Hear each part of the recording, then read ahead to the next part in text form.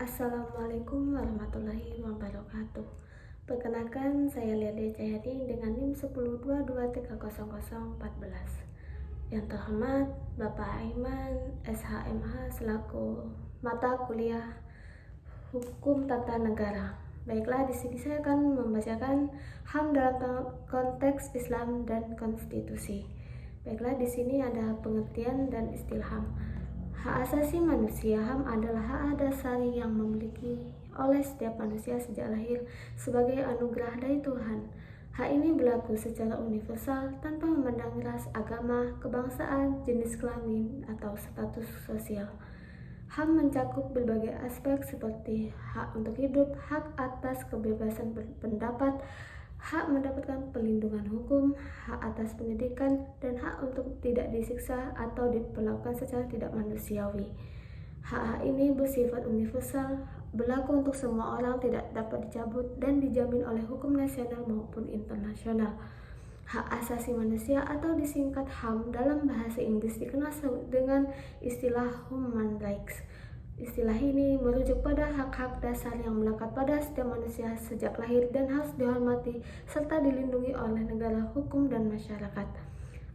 Asal-usul istilah human rights pertama kali populer digunakan oleh Deklarasi Universal Hak Asasi Manusia, Universal Declaration of Human Rights atau UDHR,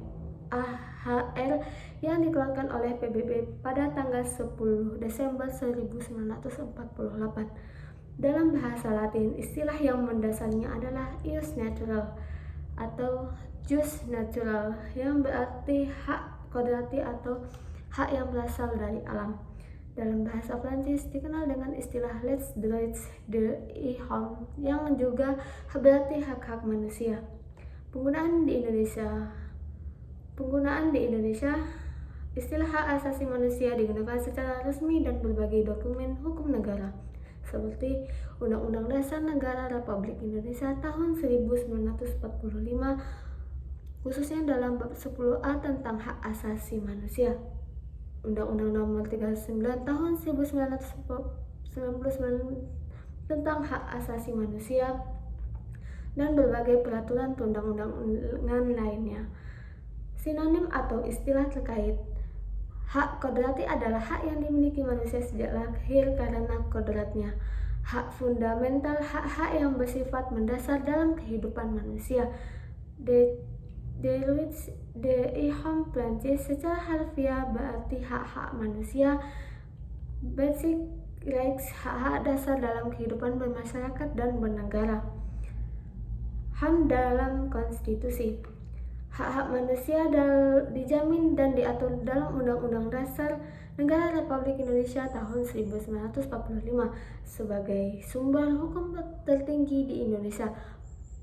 Pengaturan tentang HAM semakin diperkuat dengan amandemen Undang-Undang 1945 yang memasukkan bab 10A khusus tentang HAM. Beberapa poin penting tentang HAM dalam Undang-Undang 1945 yaitu pengakuan HAM sebagai hak yang melekat pada setiap warga negara.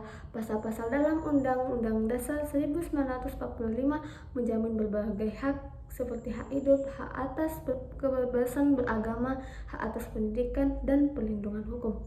Bab 10A tentang hak asasi manusia dalam amandemen Undang-Undang 1945 khususnya pasal 28A sampai pasal 28J mengatur secara rinci berbagai HAM antara lain hak hidup dan mempertahankan hidup pasal 28A, hak untuk tidak disiksa dan mendapat perlakuan yang adil pasal 28G, hak kebebasan beragama dan beribadah pasal 28E, hak atas pendidikan dan memperoleh manfaat dari ilmu pengetahuan dan teknologi pasal 28C, hak atas pekerjaan dan penghidupan yang layak pasal 28D, hak untuk berkomunikasi dan memperoleh informasi pasal 28F. Peran negara dalam menjamin dan melindungi HAM. Undang-Undang 1945 menegakkan bahwa negara bertugas untuk melindungi, menjunjung tinggi, dan memenuhi HAM setiap warga negara. Pelaksanaan HAM berdasarkan prinsip persamaan dan tanpa diskriminasi. Semua warga negara berhak mendapatkan perlindungan HAM tanpa membedakan suku, agama, ras, jenis kelamin, dan golongan. Baiklah, itu yang dapat saya sampaikan. Apabila ada yang salah, saya mohon maaf. Wabillahi taufiq wal hidayah. Wassalamualaikum warahmatullahi wabarakatuh.